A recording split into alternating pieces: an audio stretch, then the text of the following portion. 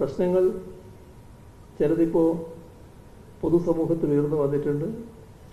ആ ഉയർന്നു വന്ന പ്രശ്നങ്ങൾ അതിൻ്റേതായ എല്ലാ ഗൗരവവും നിലനിർത്തിക്കൊണ്ട് തന്നെ കേരളത്തിലെ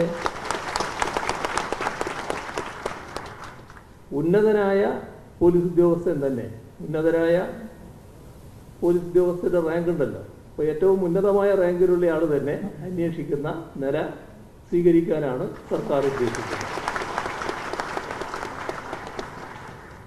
അതേസമയം പോലീസ് സേനയുടെ അച്ചടക്കം നേരത്തെ സ്വാഗത പ്രസംഗത്തിലും പറഞ്ഞു, ഞാനും നേരത്തെ പരാമർശിക്കുകയുണ്ടായി. അച്ചടക്കം വളരെ പ്രധാനമാണ്.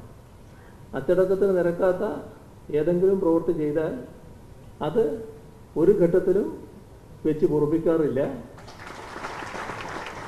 അതുമായി ബന്ധപ്പെട്ട